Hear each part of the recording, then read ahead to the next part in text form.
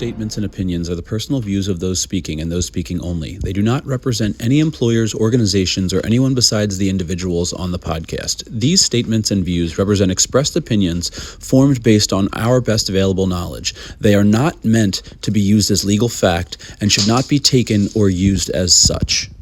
Hey, everybody. Welcome to the Pennsylvania podcast, the podcast dedicated to managing fish better here in Pennsylvania. Today, got a great guest here, Noah Donten. But before we kind of get into his background, I just want to go through a little housekeeping issues here. So the Pennsylvania email campaign for stocking reform continues. I'm getting multiple people a day who are interested in, writing an email about the multiple, a whole handful of reasons we have to reform the stocking process, access and impacts to wild native species being, kind of two of the main things people want to touch on relating to stocking and what else we could be doing with those resources.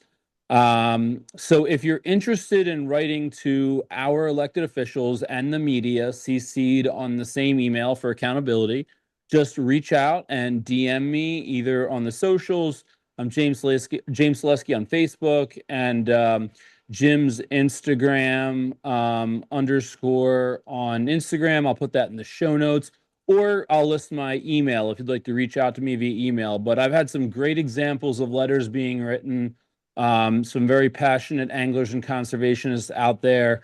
And this has been going on now for a little over a month. So we've gotten a ton of emails to these politicians and journalists, and I'm happy to report that, we're getting a news story about once a week, roughly at this point. So it seems to be making at least some impact, and I'm hearing from Harrisburg insiders that the politicians do not like being associated with the $100 million taxpayer bailout to hatcheries. So keep up the good work, and if you haven't participated, please join the fight. Reach out.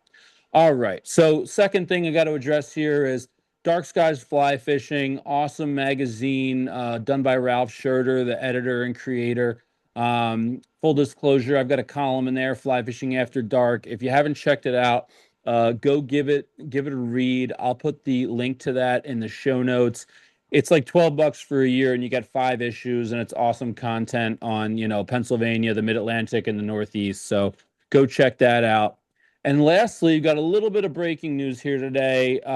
It seems that the internet has been up in a stir about, I guess, the Allenbury on the Yellow Breeches seems to be dealing with crowding issues and overburdened with the number of anglers. And they just apparently tapped out here in the past few days and said enough is enough. And now they have a free badge system that you can apply for somehow. And I don't know if it's first come, first serve or how it works, but they're trying to limit the number of anglers on that famous Allenbury stretch. So, going back to Mike Evenko and I's podcast earlier this year about losing access, this is obviously a symptom of, losing access. The Breeches probably lost more than any in the past few years. Of any stream in the state that I can think of if we're talking major fisheries. When we were doing the work for this episode and the surveying people, the breaches came up over and over and over again.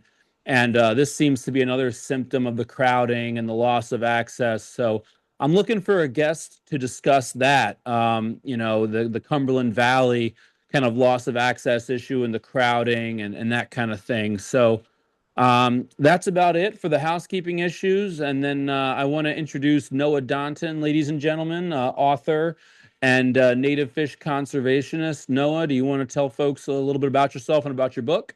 Sure, thanks. I appreciate that. I'm happy to be here. So, as Jim said, I'm Noah. I'm a fairly new fly fisherman. So, I grew up, I was born in Pennsylvania, and I've always enjoyed spending time outdoors in our woods, but had sort of a casual interest in fishing for my whole life. And then only in the past several years, sort of during the COVID pandemic, picked up a fly rod for the first time. My buddy Andrew introduced me. Unfortunately, a bit of a missed opportunity. I went to Penn State University prior to that. So only after the fact I realized that, the bars were closed down, had nothing to do during COVID. I could have been out here hitting all this great water. But as soon as I sort of started fly fishing, that addiction took hold. And then particularly when I discovered our wild native brook trout populations, just being able to target such a, pristine fish in these wonderful wild environments, I really haven't looked back. And as I mentioned, I was really fortunate to have these great mentors, both that high school buddy and then a friend of mine, Bill, who I met on the stream, and they taught me so much that then in turn, as I started trying to introduce some of my like-minded friends to the sport of fly fishing and the wilderness backpacking camping trips for brook trout, I started compiling different information and started putting together a how-to guide with different YouTube sources, all these things that I found to be really pivotal in helping accelerate my learning curve as I was still fairly new in my journey. Since, as we know, sometimes when you have these experts who explain things, they have so much knowledge that things are almost second nature to them.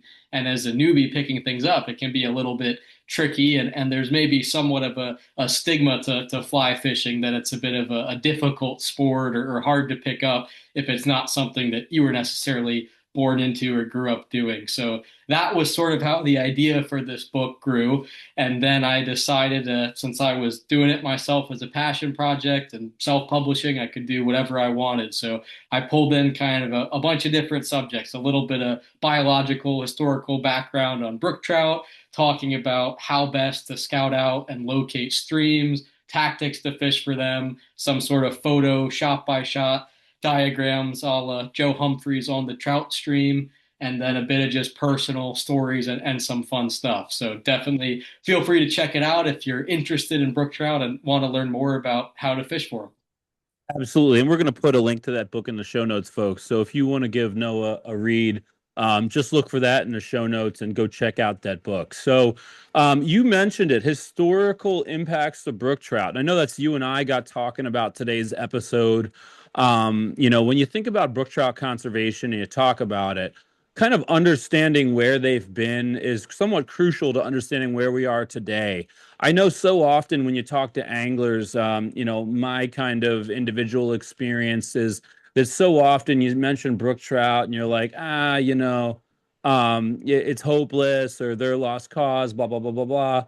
But I think that when you obviously read the science and, for someone such as myself who has gone through the multitudes of peer-reviewed articles on brook trout, ecology, biology, conservation, genetics, and looked at invasion biology, the picture is more nuanced and definitely a bit more hopeful than some of the kind of prevailing pessimistic and kind of, I guess, attitudes that are out there, just as a result of lack of education. Obviously, we've touched on the last 3, 4 episodes of Pennsylvania that there's not much of that going on at PA Fish and Boat. So looking at the history and talking about what's really shaped the fish that are in front of you today and what their prospects are, what their capabilities are to deal with the threats in the landscapes, all kind of ties in back to what has happened to them from an anthropogenic standpoint,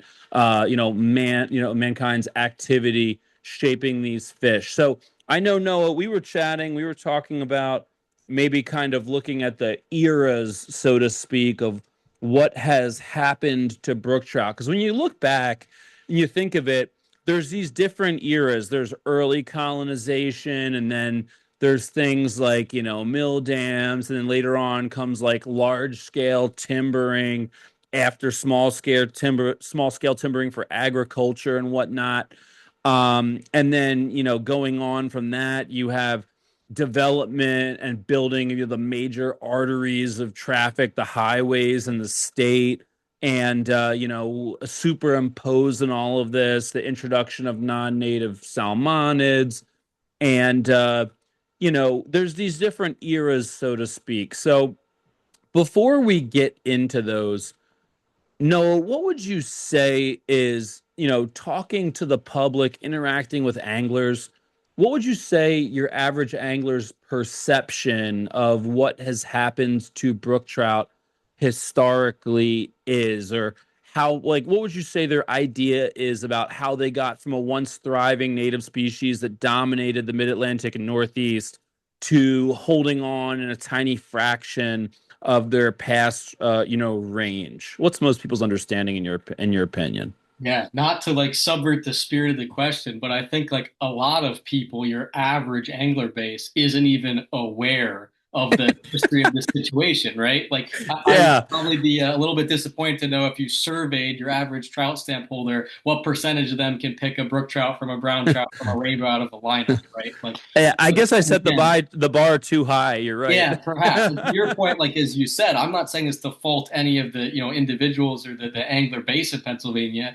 I think it points to that lack of like education, Yeah. more centralized, perspective. But I think that there is a bias to view brook trout in the context of the current status of the species, which is that they're relegated to these headwater first order streams, and they are typically, smaller because that's generally the size they're able to ascertain in the current environment. So I think that unfortunately, a lot of the casual angler base probably has this perception that they are just like a smaller or weaker or more fragile species and don't even know that significance that they used to be sort of that apex salmonid in a lot of our larger waterways. That's kind of how I think about it. Absolutely. And piggybacking off of that, they probably don't understand why they are that way. A lot of people just think, oh, brook trout, they're, a tiny species that can only live to 3 years old. And the people will tell you, in fact, that they like tiny first order streams and tributaries, when it's like, well, they're there. Yeah. But if the brook trout had their druthers in the coldest months, that's not exactly where you would necessarily find them. They're crammed in there. So yeah, a lot of that, understanding or lack thereof kind of permeates the majority of the angling community just due to, like you said, through no fault of their own. It's just that we have a fisheries manager who's chosen not to be an educator. Okay. So going through what they actually faced and how that changed them, I think when we were talking about it, one of the first eras that we talked about was the 1700s to the 1800s. What kind of might refer to as the era of physical barriers and Mhm. sediment.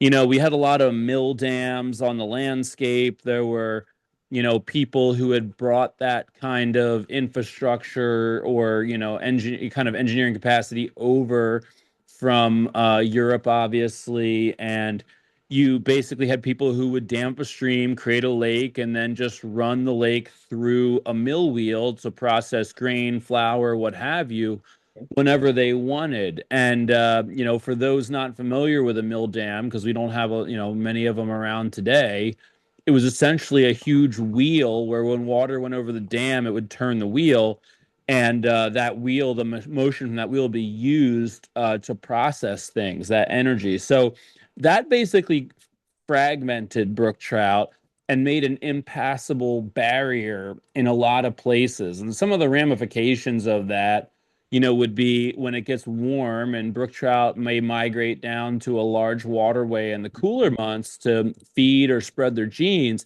When it gets warm, they got to go back to the thermal refuge. And that would A, potentially prevent them from going down, but B, definitely prevent them from going up. So populations were cut off from each other. Brook trout were cut off from thermal refuge. And Noah, something I wanted to discuss today is, and kind of just hammer home to the audience is, we talked about this. When people think about the past, they think about people changing the landscape on brook trout. And so often, what they are not aware of is that not only do we change the brook trout's landscape, but by fragmenting them like this and limiting the gene flow, we changed the animal as well. We literally, took away a lot of their adaptive capacity. And by fragmenting them and creating barriers, we caused inbreeding, we weakened the fitness of the species. Even without hatchery stocking of brook trout and that sort of thing, um, I always like to touch on that because it really was a change of the landscape and of the animal. What are your thoughts on that? Yeah, I definitely agree. I think it's also interesting to consider how widespread that was in a way that nowadays has mainly been lost to history. The one sort of parallel that pops into my mind is looking at statistics of like how many horses are in the United States now versus like revolutionary times. That used to be the primary mode of transport. They were everywhere. And now, as society has sort of evolved away from that need, it's not as prevalent in everyday life. So if you look at old literature, right? How many times does the term miller come up as an occupation? Whereas that's something in today's world, like you tend not to think about as the process has been industrialized or automated and just scaled up and consolidated. So I can think of several really small, like first order mountain brook trout streams where the ruins, to the point of being barely recognizable, of these old mills are still present in an area of wilderness that otherwise has this feeling of always being uninhabited and sort of untouched. So I think that the geology of these watersheds and these high gradient mountain streams that are not too wide so that they're fairly easy to dam and build the mill race, a lot of these places were used for that purpose. And from a technological perspective, right, like people had to eat. It was a clever way of harnessing the potential energy of water and producing what society needed at the time. But now that a lot of these mills are defunct and have been sort of lost to the ages, probably don't realize the scale to which some of these watersheds really had barriers at the vast majority, in some cases, of those feeder streams. Oh, absolutely. And, to kind of piggyback off your point there, I know a mountain wilderness stream much very similar to like what you're describing, hemlocks, mountain laurels. And yeah, there's the remains of a dam there. And anyone who hikes in to go blue lining for the day or go look for native brookies might think, wow, this fish is in this, pristine wilderness. And they might not understand that this thing was cut off below that dam for possibly a couple hundred years or 100 years, and as a result, upstream of it, that population had to deal with inbreeding. I mean, brother mating with sister, direct descendant, and the genetic negative consequences of that. So, they may see the mill dam ruins and even recognize it and think, oh, well, now that the mill dam's gone, great. But yeah, there's still that genetic consequence, or could be perhaps, from it. So, that was the kind of the first era we had looked at. Some of the kind of just looking online and searching for these eras. One thing that I did not see represented was, we knew that we had something like, I don't know, I forget, like 500 million beavers, Castor americanensis, in North America pre-colonization. Another thing that I think about with brook trout and what they had to deal with and changes to their landscape was the trapping and killing of all these beavers, which of course were a valuable, source of pelts and probably considered as a nuisance species because they're famous for conflicts with people, usually, building, developing, most likely too close to streams, that kind of thing. So, what are your thoughts about beavers and the lack thereof in today's landscape and how that may affect brook trout? Yeah, it's very interesting. I think that the beaver lodge, the beaver dam structure definitely provides some benefits to brook trout that I can think of off the top of my head. So often creating pools that have increased depth, which can provide cover, the structure itself of the beaver dam. Also the tendency, if you picture, fishing through a stretch of stream that has a lot of beaver activity, the stream tends to be more braided or have a bit of that wider floodplain, more complex character as Yep, opposed to just your one singular channel. So I think absolutely. that all of those impacts from the beaver can be to the benefit of the brook trout. I will say, like, the one caveat there I've maybe noticed is that as the beaver lodge tends to naturally, migrate and the population may move on upstream, over time, when those beaver ponds begin to become silted in, may reach a higher temperature in the summer, it can produce sort of that thermal downside. But by and large, as you would agree, I'm sure these are native species that have coexisted for a long time. I feel that the beavers are largely a good thing for our brook trout population.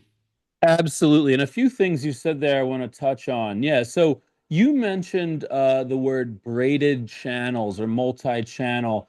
And for anybody who doesn't know, a beaver dam is not a static arrangement in a brook trout stream. It goes through phases. They construct a dam. When they construct the dam, the brook trout have a nice deep pool. They can avoid anchor ice. It may be a refuge from anchor ice in the wintertime, just due to the depth.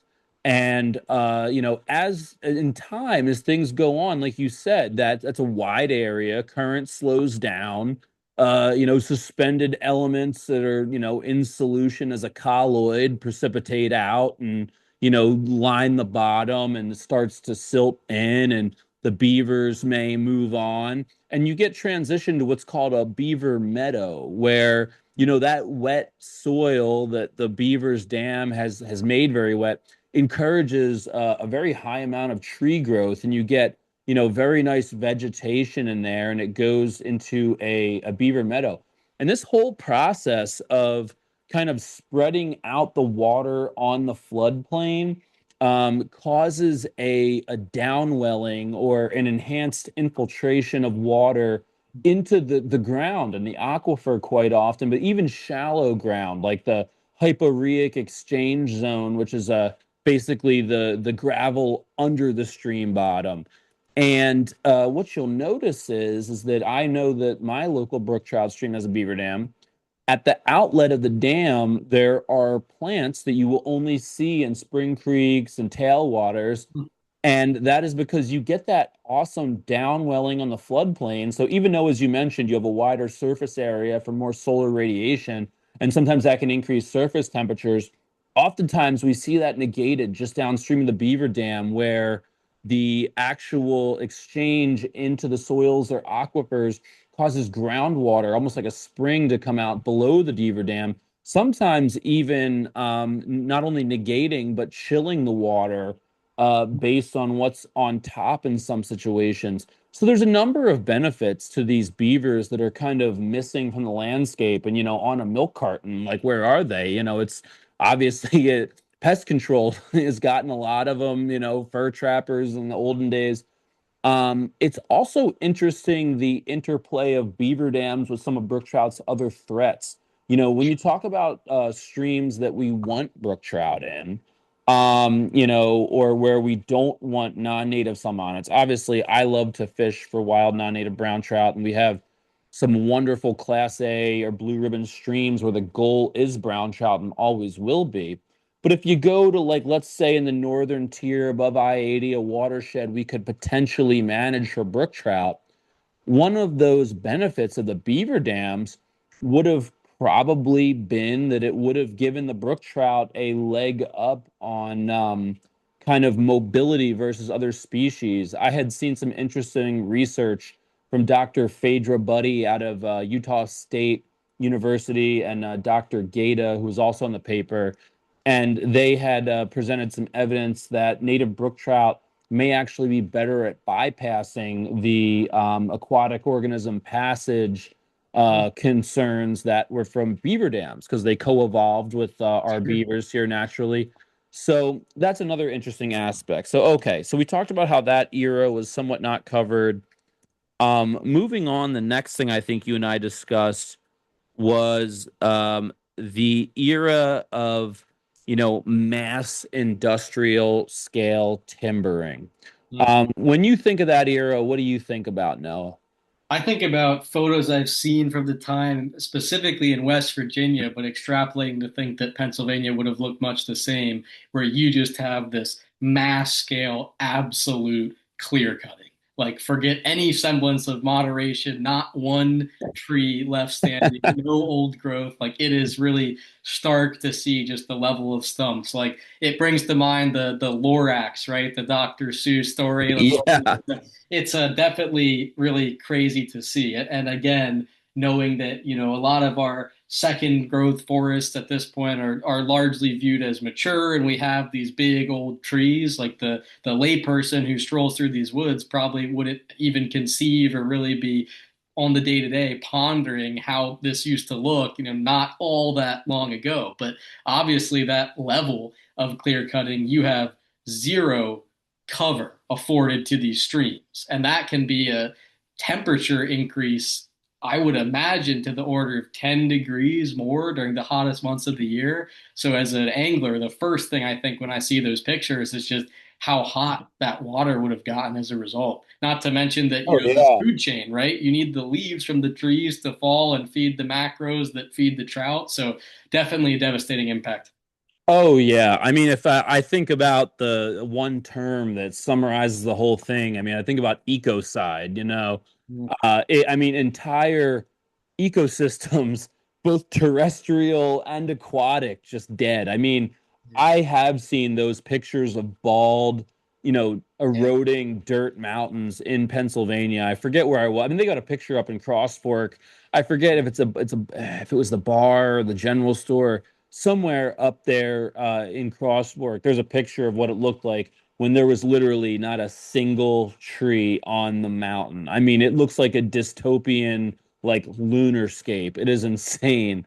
So, you can think about from a brook trout's perspective, not only do you lose that thermal shield from the trees, not only do you lose that terrestrial insect food input into these kind of more sterile to acidic headwater streams that are more terrestrial dependent, not only do you lose that large woody debris as habitat that is spreading that water out in the floodplain, keeping the soils wet, maintaining groundwater and a base flow of the stream. Not only, do you lose the actual shelter from predators that Mhm. habitat provides. I mean, I could go on and on and on and on and on. But the silt that comes in from it. I mean, brook trout can actually spawn in a surprising amount of silt. That's why they're pond spawners, and you don't see a lot of pond spawning brown trout. But still, I mean, they can't. You're talking about just smothering silt. I've seen studies where brook trout can survive with as much as 40% of their spawning gravel 2 millimeters or less, which is pretty impressive. But I mean, we're talking about just pure fine silt mudslides coming down the mountain and filling in streams. So yeah, quite destructive. And then kind of along with that, we have not just the impacts of the cutting down the trees themselves, we have the impacts of getting these trees to market. I mean, this is the era of splash dams, damming up streams, and then getting all the logs that you cut down to float, and then blowing the dam and letting them all float down to town where they can be transported. I mean, you're talking about floods with hundreds or thousands of huge mature trees just coming down and scouring and just knocking the banks out and just trenching and channelizing what used to be a complex network of multiple channels and islands in many cases from the best that we know about the reference conditions. So, I mean, just to paint a picture of how destructive. And then of course, if these logs got snagged on a big boulder or a large rock that would have been excellent habitat or a hang point for large woody debris, what did they do? They got a ton of dynamite and literally blew up the bottom of the streams so these logs could float through. So I don't think you could have done anything any more violent, destructive, and aggressive to these streams than what happened in that, big timber industry which I guess from like the 1850s to the 1920s was when most of the most destructive activity was there. Yeah, so I mean, at this point, we've crossed into the kind of 1920s, so we're starting to see overlap with some of the other threats to brook trout. As we all know, that multiple things happened in these kind of mid to late 1800s. You had over harvests of the brook trout. You had introduction of non-native, brown trout in 1877, and then in 1880s, rainbow trout from the Cloud River. Do you kind of want to touch on how, the introduction of non-native species and the insane amount of overharvest would have affected these brook trout on Yeah. this kind of ravaged landscape we just got done explaining? Yeah, for sure, definitely. And I think just the interplay of all these factors definitely becomes clear because the first thing I wanted to start with that you mentioned, like the ravaging of this landscape and this clear cutting. In a lot of areas, they cut that riparian buffer completely to the stream, Oh, right? So you there have this was no such intense thing as a erosion, riparian buffer. filtration, and even if they hadn't, then you're having these log drives and the splash dams that's just blowing this out. So it's again another process that, on one hand, like I can respect the brutal efficiency of it from an engineering, from a societal, like development, industrial perspective. And it was a time when conservation, as we think of it today, wasn't in existence essentially, or at the forefront of thought in American society. So now, as we look at things through a different lens, and we have the knowledge and the know-how of the science, like to do better, it definitely looks, these things appear in a much different light. I think to your call out about the invasive species, like absolutely, that's of critical importance, and it's just compounding these other effects that we've already described. So the one thing that I would touch on is outside of the realm of the fish or the aquatic species, we've introduced a lot of things over time that have threatened the regrowth of the forests. So at the time of Absolutely. this initial clear cut logging, say 30–40% of the mature forest is American chestnut in much of our middle Appalachian region. And that we'll never see that again. Like the chestnut blight comes over early 1900s, and these huge, like massive redwoods of the east, as they were called, that would have provided like an unparalleled level of cover to these mountain streams are destroyed and never able to be recovered. And then into today, where we see species like the hemlock woolly adelgid or emerald ash borers, like all of these things Yep. A continue to. spongy moth. Yeah, There you yeah. go. Moths threaten our forest. Then, of course, as the big one we all know about and talk about, the actual invasive aquatic species, specifically in the salmonids themselves, right? Brown trout introduced largely as a game fish. We know they tend to outcompete brook trout. They may have a slightly better tolerance for warming waters. They grow more quickly, very aggressive. So, without a doubt, we've seen a massive influx. You can see the low percentage of allopatric brook trout patches that are remaining, which is sort of proof in concept of how the brown trout have just gained that advantage. While not, an invasive species, I also put a lot of stock in the introduction of hatchery reared brook trout. That there Oh, was this yeah. big push from sportsmen for kind of an aquaculture focused, as we depleted the natural populations through the rampant overharvest that you had hinted. There was sort of this perception that we can manufacture and replace the fish to take over that role of the naturally reproducing ones. But that level of mass scale, aquaculture is leading to a lot of genetic deficiency, higher susceptibility to disease, and just an erosion of some of that natural resiliency. And then they go on to crossbreed with the remaining native populations and sort of water down their resistance to some of those things. So all of that happening at the same time on top of all of these physical impediments that you've been describing is just this really, dire situation in my view. Yeah, exactly. A lot you said there that I want to touch on. And it comes back to, again, affecting the genetics, not just destroying the landscape, but destroying the animal's genetic code itself and its adaptability. So, as you mentioned, hatchery brook trout. Now, a lot of people think that we just don't have any original native brook trout with heritage genetics left in Pennsylvania. And by heritage genetics, I mean that just non-hatchery genetics. Right. It doesn't mean that they are the best or most fit or adapted that they could be. Because, like as we said, being fragmented and Yeah. not exchanging genes, their genetic diversity dropped. So heritage genetics just means like they are what has evolved from there, not from the hatchery. Right. So I think sometimes when people think about these fish as kind of so fragile and can't exist in the landscape anymore, if they could just see a photo of that bare mountain, that like moonscape of completely timbered mountain with straightened streams and be like, wow, they survived that.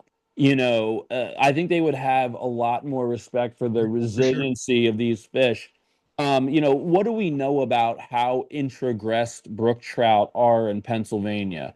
So I believe it was Shannon White's PhD thesis, a novel riverscape genetics approach, that where she was studying the loyal sock, the movement of these brook trouts, and she took fin clips, and she found very low introgression, actually. So suggesting that, we just, all these brook trout on the landscape today are not just simply hatchery fish that have replaced what was there. Like, we actually have the survivors that went through a lot of these kind of disruptions in the landscape. So that in itself should speak to people about the resiliency of these fish. I mean, and then aside from that, you kind of look at this idea that people have that brook trout just couldn't survive on the landscape.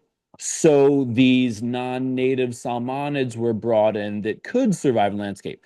And that's not entirely true because, of course, when you have brook trout after the, late 1900s when everything was just being clear cut, or the early 1900s rather, and everything's being clear cut, they're trying to survive and adapt on the landscape. And they're dealing with things like fragmentation, and their, kind of genetic adaptive capacity is not at its highest and truest potential because of all the barriers to movement, thermal barriers, biological barriers from the non-native fish, and physical barriers from the mill dams. So they did exist, at least in some capacity, through all this, and it didn't wipe them all out. And then they're trying to reestablish after this. And what happens? Well, people bring in the non-native fish. And I think people think that they just were stocked and that was the end of it.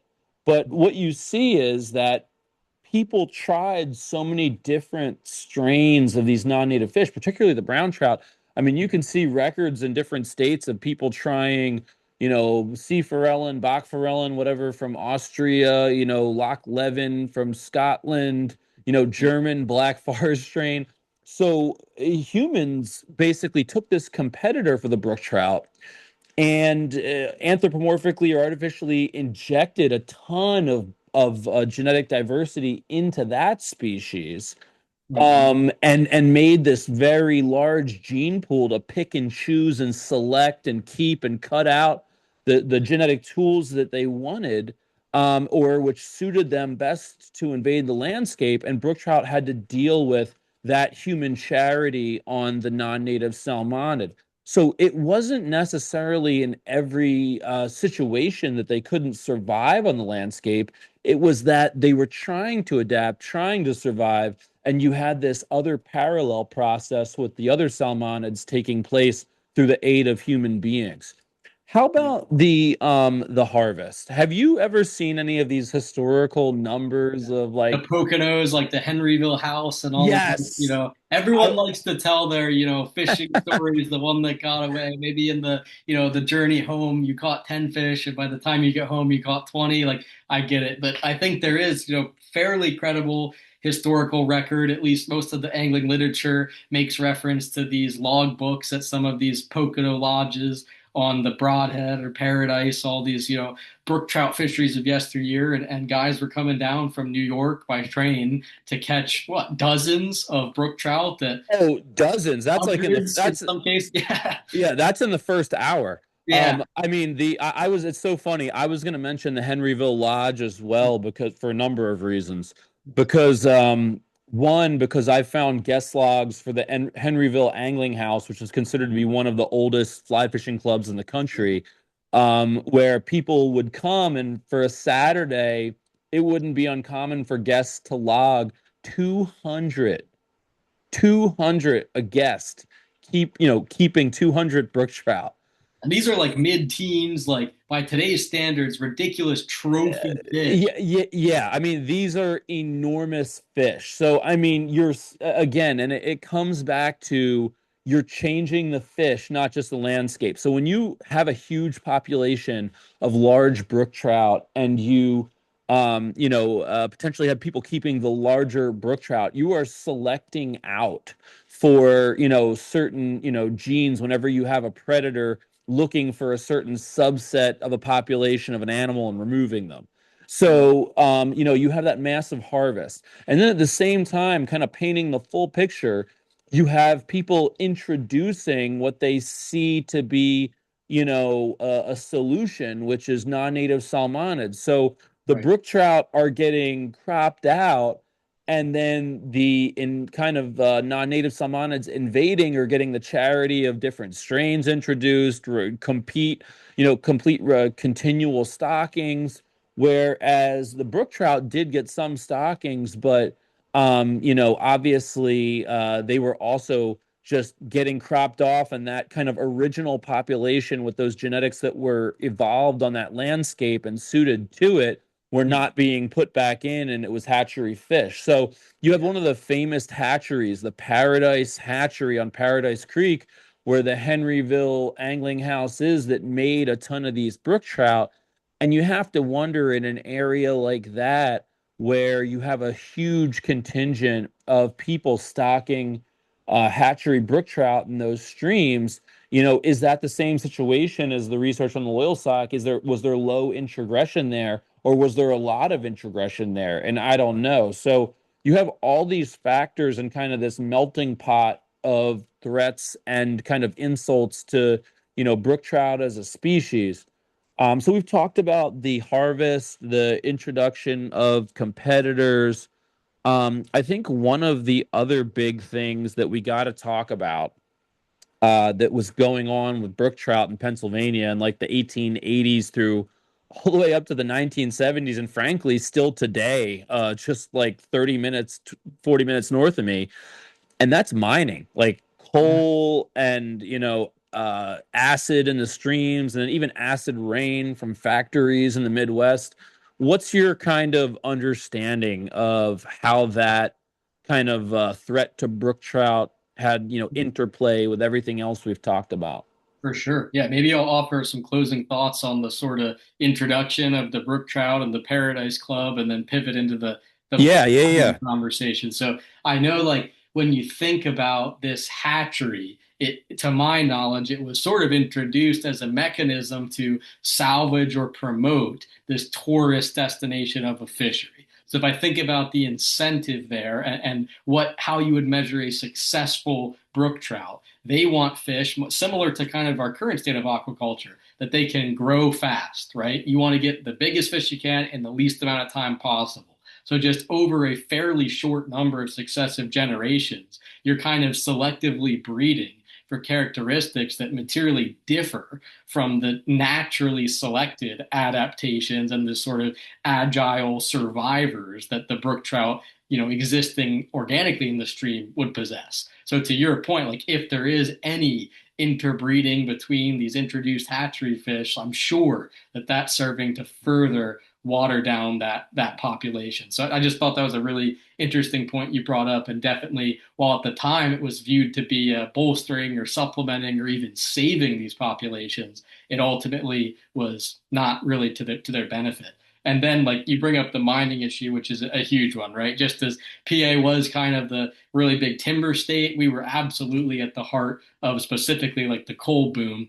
I would say the Lehigh, I think it was Coal and Navigation Company, it was called. There's sort of a venture, backed by some wealthy businessmen in Philadelphia, to fund almost like a test mission to see the viability of getting some of this anthracite coal that's discovered in the Lehigh Valley area down to the ports in Philadelphia. And there's now like a ghost town called Lausanne that's near sort of Jim Thorpe. And there's a local historian named Vince Hydro, if you're familiar. He's written about it. He has some YouTube videos. It's really interesting history, but essentially they built some like arcs and primitive boats and then floated this coal down the Lehigh to Philly, and that kind of proved that this was a viable model. And then soon these railroads are continuing to expand and spring up, and we're just full swing industrial revolution. But mining is yet again another incredibly extractive industry by nature, especially with the earlier methods and the long-term implications of the mines are severe. Like maybe you could intuitively expect this sort of short-term point source pollution, getting heavy metals, minerals in the streams, but maybe the thought is that that kind of washes out and it's relatively quickly back to status quo. But we see today acid mine drainage where these abandoned mines fill up with groundwater, start to leach into these watersheds, and it can be legitimately what, hundreds of years in some cases that this will continue Oh to yeah. produce pollution. Oh yeah, I mean the deposition of iron, aluminum, manganese, and other heavy metals that, basically uh, created these, streams full of very acidic water where the pH would be so low that it was completely incompatible with life, and you just had these dead orange streams. They're not all orange. Some of them are kind of like blackish, bluish. Sometimes you see or grayish sort of. But yeah, so you would essentially have, brook trout habitat that and these were usually on mountains. They were usually kind of towards the headwaters, of these larger watersheds. Like you mentioned, the Schuylkill. Like these weren't like down in like where Philadelphia. These were up in the anthracite coal regions and the headwaters of the Schuylkill. So like we mentioned, going back to the interplay and not just looking at one threat, you have people stocking non-native species below them, harvesting them in the, over harvesting them in the kind of easy to access areas, let's say.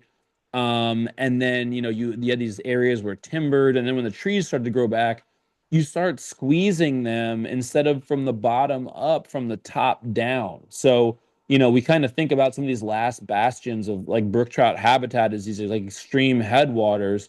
And that was in fact the very same kind of water that so many of these mines claimed and made unlivable for brook trout. So, and it's kind of, I don't want to call it a gift and a curse because overall the mines are much more negative, but there was kind of some unexpected results, I'll say. And I do want to do a Pennsylvania podcast on this whole entire subject. But what we did see with a lot of these mines is as there were some recovery efforts, as there was some treatment efforts, and the pH was increased, still not to like neutral at 7, but increased somewhat, we interestingly enough start to see these more acidic environments, pH in the 6s or high 5s, be able to have brook trout in them either year round for reproduction or seasonally if they couldn't reproduce in them, whatever.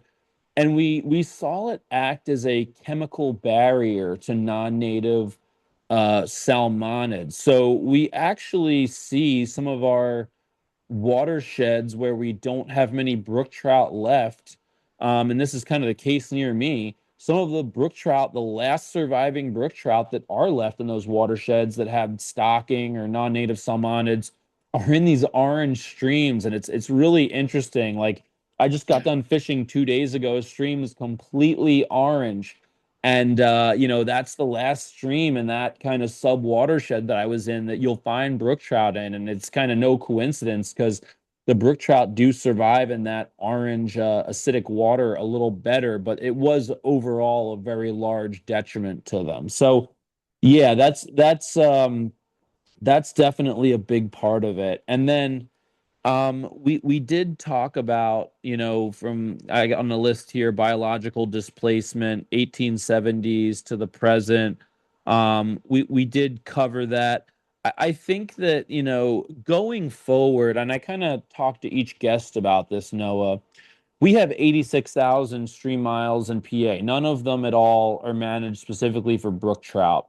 How do you see, what possibilities do you see for a balance between the best of both worlds? Excellent blue ribbon brown trout fisheries, that we had today that could be even enhanced without stocking, et cetera. And Yeah, also getting something on the books, like some kind of yeah, brook trout management watershed. for sure. Yeah, I think I see a few different options there, and probably an ideal approach will combine kind of all of these to varying degrees. I also think that as much as folks like yourself and me who are really passionate about brook trout may have these like pie in the sky, perfect world view, I do feel like there's enough low-hanging fruit that could be largely acceptable to everyone and require kind of minimal intervention. So I'd Yeah. probably like start there. So the one thing we started on at the beginning of this episode is like angler education campaigns. Like it's sad how few people know this is our state fish, this is our native salmon, and like bolster some pride behind our You're brook you're trout. the fourth guest in a row, Noah. We'll see if we can keep the streak going. But this is the fourth guest in a row who's Right. Yeah, who's again, the people coming on the podcast are all going to espouse this opinion, but if we can get yeah. that, more broadly dissented into the populace, I think that'll be a good thing. And these are like recreational opportunities that don't require stocking or a ton of intervention or taxpayer dollars to foster. So I think that like there is a mutual alignment theoretically, right, with fisheries management to promote recreation there. I also think that where we do have sustaining, call it class A or near like high density brook trout populations that are doing their thing, let's not dump a bunch of invasive salmonids on top of them. Like Exactly. let's put them in other streams, or lower the stocking count if you have to. But even if you weren't to try to convince Fish and Boat to reduce the total number of fish stocked, I feel like we can be smarter with allocating them to areas where trout fishing recreational opportunities don't exist, and that will generate a net gain as opposed to compromising the wild fisheries we already have. Yeah, but exactly. But how sad is that? That you're the fourth person in a row to be like, come on, please, PA Fish and Boat, like educate people about brook trout. In other states, it's like the states like, hey, come on, guys, get Yeah, excited about native brook trout. Here yeah, it's the opposite. We're begging our fisheries manager to clear the lowest bar of just, yeah. you know. But anyway, yeah, and I totally agree with what you said. There are areas like a few watersheds that we could select where I mean, if you just stop stocking them Mhm. and made native brook trout catch and release, that could be enough. And I agree. I you feel like could we have an advantage in the sense that what I'll call like the up and coming generation of anglers does have probably a stronger like conservation bend and a lot of places value on native species. And I think that if you look at like there's a watershed in Maryland, like the Savage River, right? Like that is sort of a tourist draw from an angling perspective. People want to go fish in these renowned brookshed systems, brook trout watershed systems, I should say. So I do feel like there's opportunity there. And I think that in addition to ceasing stocking, I know that broad removal projects are hard to garner support for. But if you look at like Shenandoah's regulations, where they encourage selective harvest of brown trout, like there's ways to offer opportunity for anglers who want to harvest to still do it in a way that is ultimately benefiting the native species. Oh, absolutely. But then look at Virginia. You mentioned Shenandoah, right? No one is telling anyone to harvest or take all the trophy brown trout out of Mossy Creek. Like they do it both. They got the best of both worlds. Like, they have awesome trophy brown trout fishers. They have some good tailwaters. They're a little under the radar in Virginia. They have Mossy. Like they're not like on some hellbent campaign to remove every brown trout from the state. They're just like, here's an area for this fish, here's an area for that fish. Like, hey, folks, we can chew gum and walk. Like, you know Yeah, what I yeah, mean? right, right. I'm not It's suggesting we poison Penn's Creek yeah, to yeah, start reintroducing protein. Yeah, exactly. It's like even myself love to fish for, I spend a lot of time and treasure, I guess I can't say talent, night fishing for brown trout. And they're culturally, socially, and economically important, and they're always going to be here in Pennsylvania. And what we're just saying is, we should also have a place for brook trout somewhere too. a So hundred percent. I think that's something that so many people can get on board with. So going back to the historical insults, what I have here last is what's called, kind of modern structural insults. And I think that what this looks like in the 50s is the creation of major highway systems. Yeah. I think it looks like, residential neighborhoods, where again, when you have highway systems, what comes with a highway system? A culvert. It's so you whether you have a road, there's always going to be a culvert. And again, we're changing the landscape, but here comes this theme again. We are changing the fish's genetics through fragmentation, as not to say that they can't survive on the landscape, but we are limiting their ability to adapt to it. So, you have these culverts that come with these highway systems. You have logging roads, which also have their own, incredibly terrible culverts. And then you have these populations of brook trout that are not only trapped below them and not able to get to thermal refuge, but are also inbreeding, and genetic drift and other negative genetic processes that we'll talk about in a future episode are starting to take effect. And you're basically seeing them, the species itself and its adaptive abilities start to wither and die on the vine. And they become much more simple from a genetic standpoint. So again, fragmentation might be the single most important word I'd like people to take home from this podcast, talking about these historic evils. Because and the reason I'm so kind of hell-bent on kind of making sure people understand this is because when you hear the pessimism about the landscape and their ability to survive it, what I want people to get is that if you restore that gene flow, or if you restore that movement of those genes and adaptive capacity, that's created through generating that genetic diversity and swapping genes between populations, you can accelerate that organism's ability to adapt and survive in its landscape. And in fact, I'll get into a future episode about genetics, but there's these things called genetic rescues where you can inject back in some of that genetic diversity. So that's why I'm harping on the actual changing of the fish with the landscape. Because people commonly tell me, Noah, they're saying, well, we'll never go back to pre-colonial times, so we can't have brook trout. And I just kind of face palm. And I'm like, man, I wish everybody knew that these fish are not static, they're plastic. In terms of modern structural insults, what have been some of the most notable for brook trout that you've come across?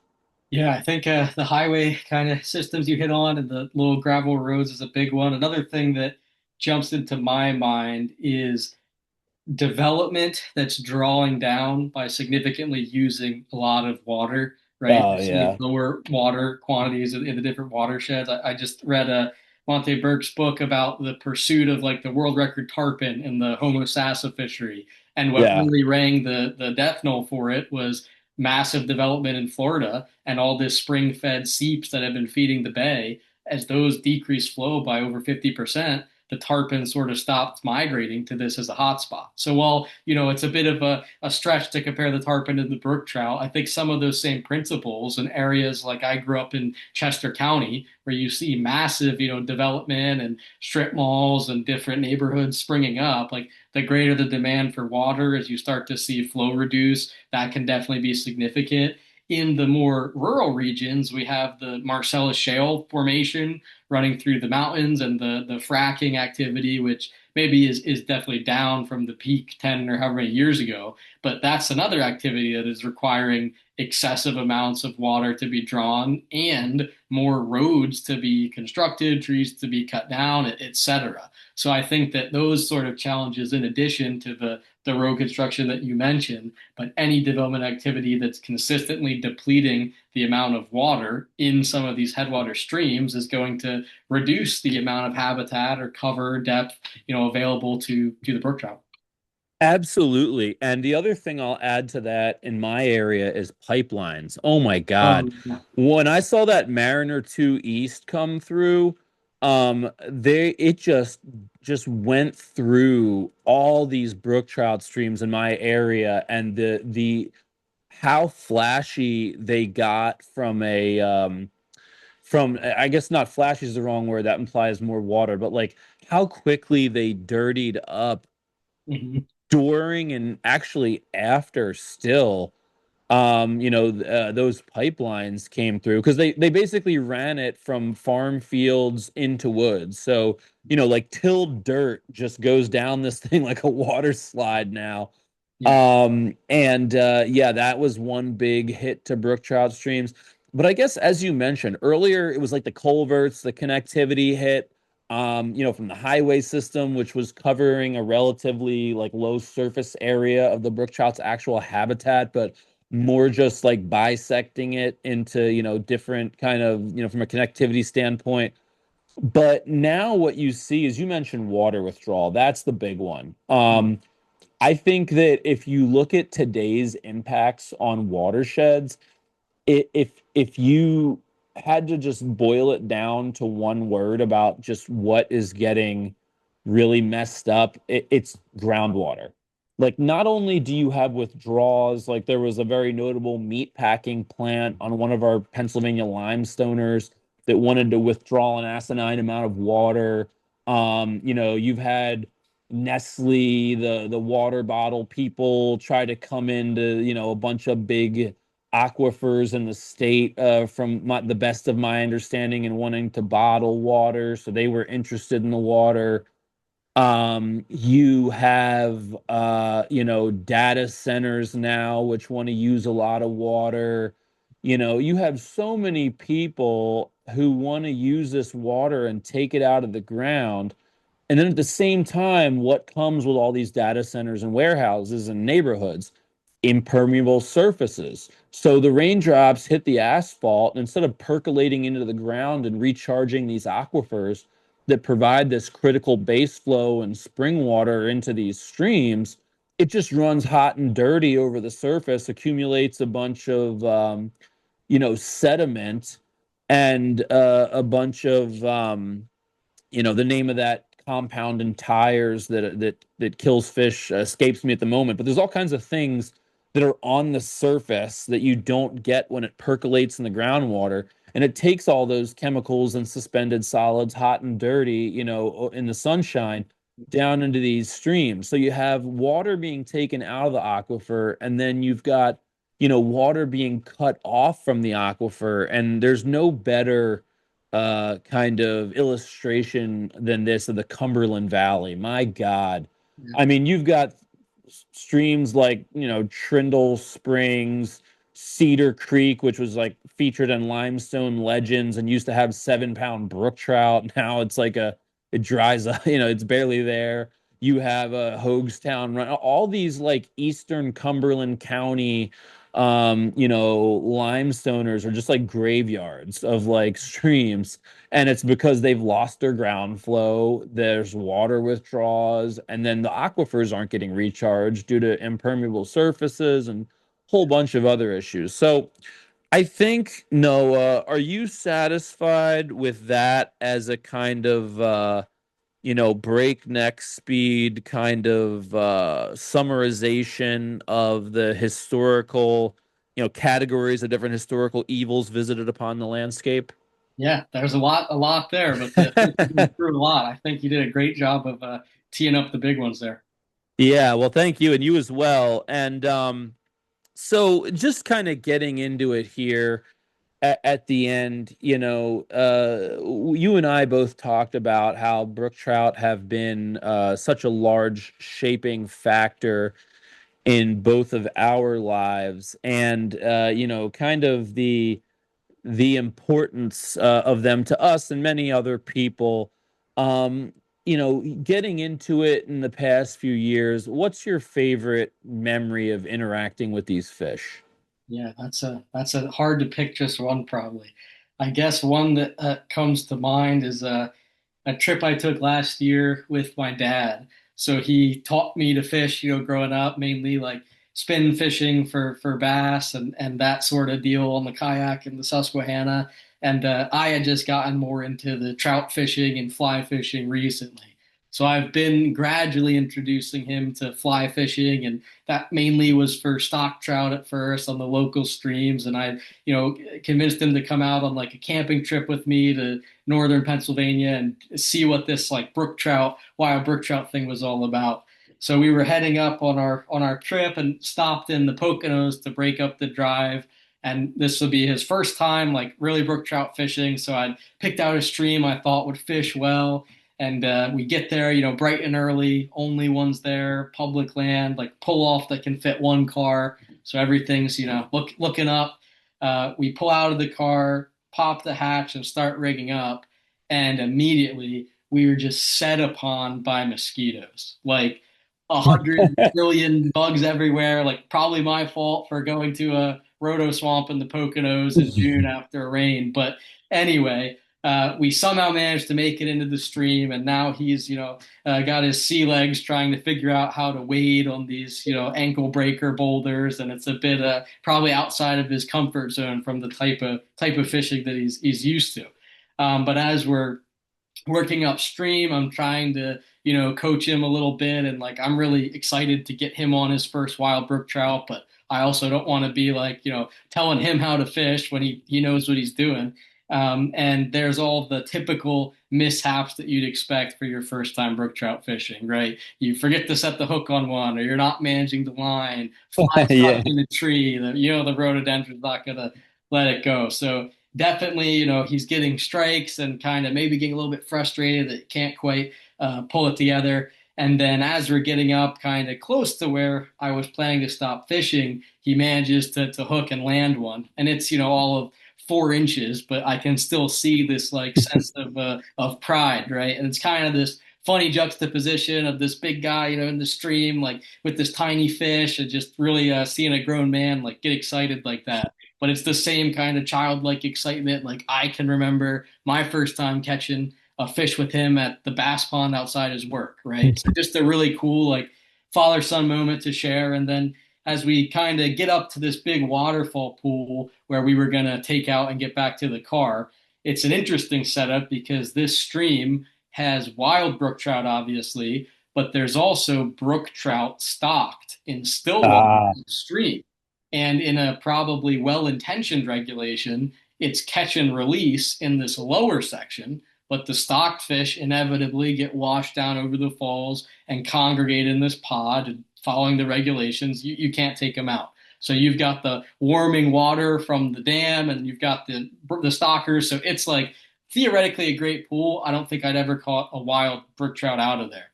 So the good news is the stockers are, pretty aggressive. So I tell my dad that I'm going to show you, we're going to have some fun here. Tie on a mouse pattern, right? Introduce him to the mousing, and they're blowing up on the surface. It's awesome.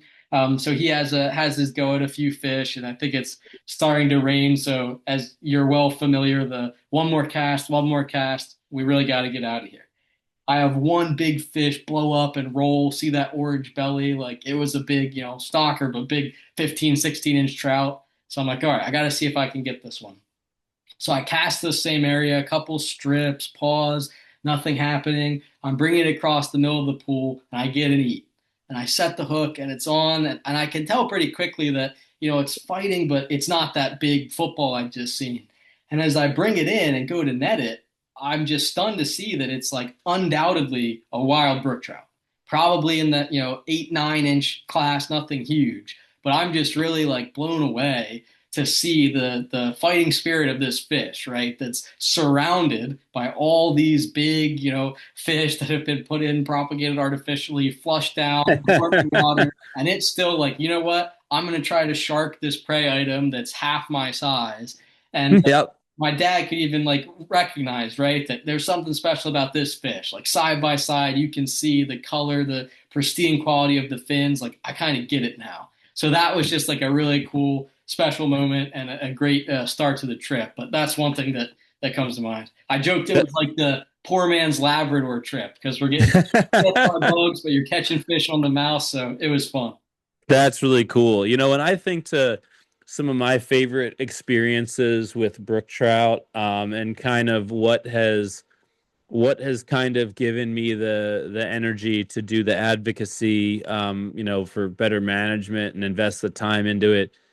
It's got to be that, there's kind of two separate categories. One is kind of the like marathon hikes into some of these gorgeous places Oh yeah. where you just forget about the rest of the world, and you know that maybe you go past a barrier, or maybe you just go past some really rough terrain, and you're just sitting there, in a tunnel of mountain laurels, crouched down, and you're holding a gorgeous fish. And it's just like there's 10,000 years of evolution Yeah. just staring back at you in your Yeah. net that has survived the gamut. Everything we've talked about, every historical insult. We just couldn't finish these fish off. And then there's a part of me that's like, wow, you deserve my respect.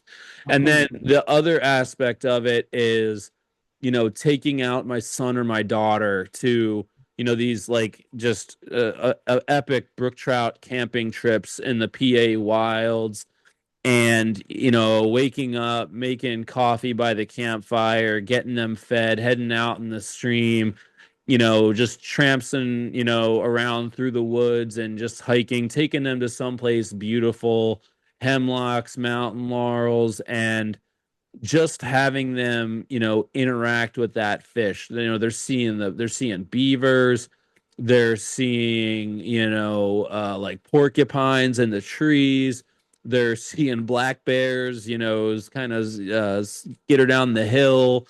We had a bobcat in camp, and it's just like you're out there in the wild with all the species that, I hope that their kids will be able to see, but maybe not. I mean, and it's just something so special that I can share with them, and just the memories of like kneeling on the riverbank and getting like a 10-inch native brook trout and bringing it in the net, and just having my daughter look at it, or having my son watch a 9-inch brook trout just destroy a slate drake and get so excited when he saw the water explode. Those are just things I'll take with me, till the end. So, that just when something becomes so much of your happy place and you develop such a respect for it and how the land and everything else shaped it, yeah, it's easy to get wrapped up in. But Noah, thank you very much for coming on the podcast. Thank you for taking the time to talk with me and tell people about, the history of how brook trout were affected by colonization and man's activity in the land.